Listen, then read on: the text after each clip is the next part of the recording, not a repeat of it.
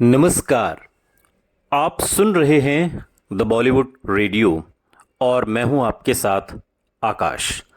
दोस्तों, आज के इस पॉडकास्ट में किस्सा शम्मी कपूर की पहली पत्नी गीता बाली और राजेश खन्ना का, दोनों की मुलाकात का और कैसे गीता बाली ने वादा करके राजेश खन्ना का दिल तोड़ दिया। किस्मत से एक शाम आखिरकार अचानक से जतिन की मुलाकात गीता बाली से हो गई। तब जतिन खन्ना राजेश खन्ना नहीं बने थे और ये उनके इंडस्ट्री में आने के शुरुआती दिनों की बात है, या यूं कहिए कि थिएटर्स के दिनों की बात है। अंजू महेंद्रू से उनकी मुलाकात हो चुकी थी और उन्हीं दिनों एक शाम अचानक से वो गीता बाली से मिले।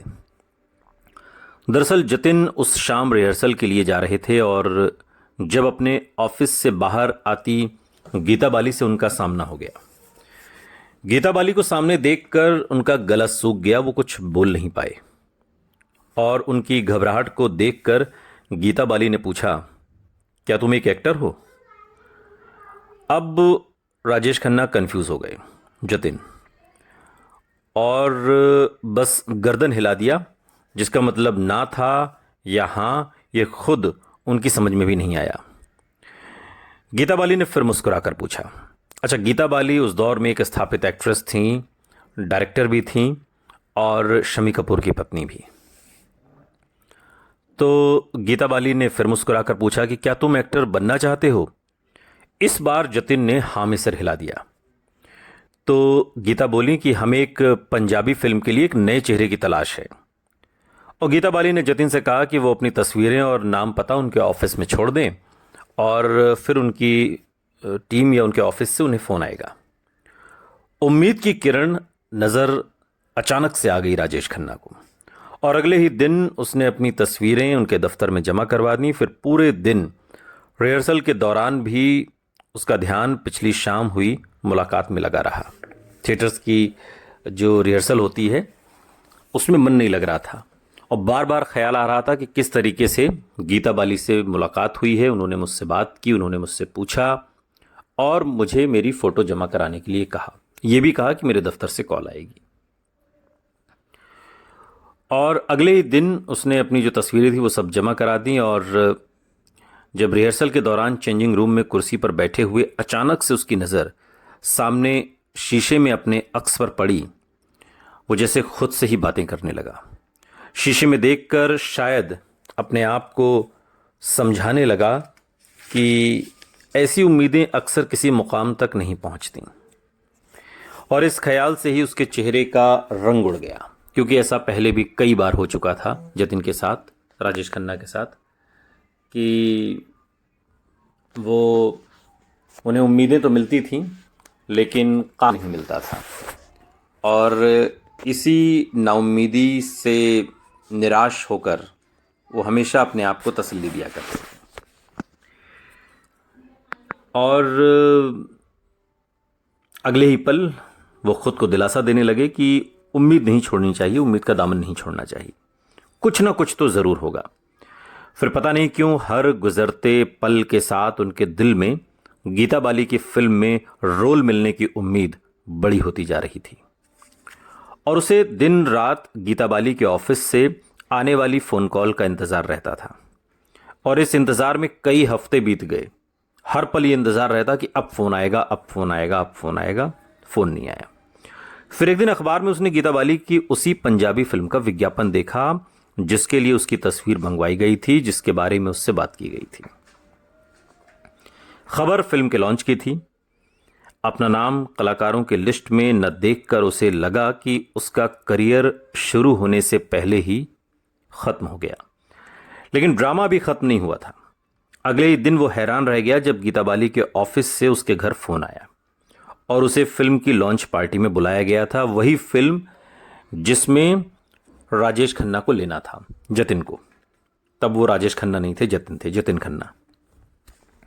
उसी पार्टी में बुलाया गया, उसी फिल्म की लॉन्चिंग की।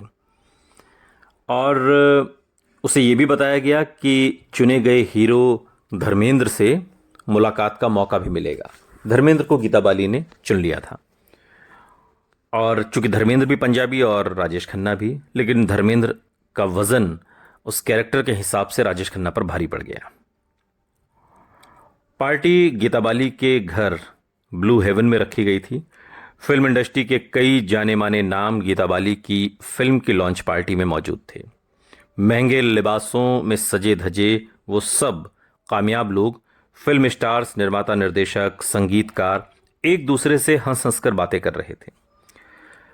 पार्टी ब्लू हेवन के लॉन में थी, जहां धीमा धीमा संगीत बज रहा था। धीमी रोशनी और मेहमानों की मुस्कुराहटों से पूरी पार्टी खिल रही थी। गीता बाली ने देखा कि जतिन, राजेश खन्ना, एक कोने में चुपचाप बैठा पार्टी में आए मेहमानों को देख रहा है। उसके गोरे चेहरे पर मुहासों के कई निशान थे। उसकी आंखों में एक बड़ी पार्टी में आने की खुशी नहीं थी, बल्कि सवाल थे। और इन पलों में उसकी आंखें बहुत चुभती हुई सी गीता बाली को महसूस हुई। उन्होंने दूर से देखा, एक कोने में बैठा हुआ वो सबको देख रहा था। क्या वो कभी भी इन कामयाब लोगों में से एक बन पाएगा? ये सवाल भी जतिन के मन में था। यह ख्याल शायद उसके दिल में बेचैनी और अकेलेपन को और बढ़ाता जा रहा था। अचानक उसने पार्टी से जाने का फैसला कर लिया। वैसे भी वो यहां कर ही क्या रहा था? उसे यहां आखिर बुलाया ही क्यों गया था? वो ये तमाम सवालों को अपने जहन में पाले हुआ था, और ये तमाम सवाल उसके मन में लगातार उठ रहे थे और ये पूछ रहे थे कि आखिर ये सब क्या हो गया? ये फिल्म जो मुझे मिलनी चाहिए थी, ये मुझे न मिलकर किसी और को क्यों मिल गई? और अचानक से उसने पार्टी से जाने का फैसला कर लिया कि आखिर उसे बुलाया ही क्यों गया था, ये सवाल मन में लिए। वो यहां क्या कर रहा था, इस सवाल को मन में लिए। लेकिन जैसे ही वो अपनी कुर्सी से उठा, उसने देखा कि गीता बाली उसकी तरफ आ रही हैं। उनके बाल खुले हुए थे और लहराकर उनके कंधे तक आ रहे थे। उनकी आंखें उस पर टिकी हुई थीं। उसके पास आकर गीता बाली ने उससे पूछा, तुम्हें बुरा लग रहा है ना? जवाब में वो कुछ बोल नहीं सका, मगर उसकी आंखों में छुपे हुए आंसू शायद गीता बाली को नजर आ गए। गीता बाली खुद भी कड़ा संघर्ष करके इस मुकाम तक पहुंची थी। उन्हें मालूम था कि मजबूत से मजबूत इंसान भी अक्सर संघर्ष के ऐसे थपेड़ों से टूट जाता है। शायद वो महसूस कर रही थीं कि उन्होंने जतिन को एक उम्मीद दी थी जो पूरी नहीं हो सकी। वो बोली, ऊपर देखो। उसकी नजरें आसमान की तरफ घुमा गईं। आसमान में कितने तारे हैं? एक दिन तुम भी इन्हीं तारों की तरह चमकोगे। एक दिन तुम शोहरत की बुलंदियों पर पहुंचोगे। ये बातें गीता बाली ने जतिन खन्ना से कही थी, तब जब वो राजेश खन्ना नहीं बने थे। ये बात सुनकर अचानक उसका गला भर आया। वो कुछ कह नहीं सका। उसकी तरफ, बस गीता बाली की तरफ देखकर उसने मुस्कुराने की एक नाकामयाब कोशिश की, तो आंखों में न जाने कब से रुके हुए आंसू बह निकले। उन लम्हों में उसे ये महसूस हो रहा था जैसे आंखों से बहते ये आंसू उसके ख्वाब हैं और हकीकत जैसे एक गर्म तवा, जिसे टकराकर ख्वाब भाप बन जाते हैं, हवा में मिल जाते हैं। गीता बाली की बातों से उसे हौसला तो बंधा था, लेकिन वो जानता था कि मंजिल अभी दूर है, ख्वाबों तक पहुंचने का लंबा सफर अभी बाकी है। मगर फिर भी दिल में एक छोटी सी उम्मीद फिर से जिंदा हो गई थी।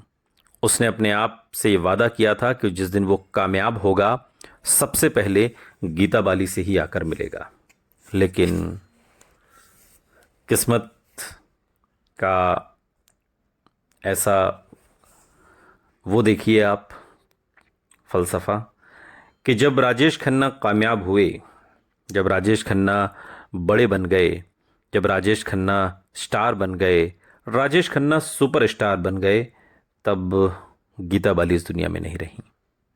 सुनते रहिए द बॉलीवुड रेडियो, सुनता है सारा इंडिया।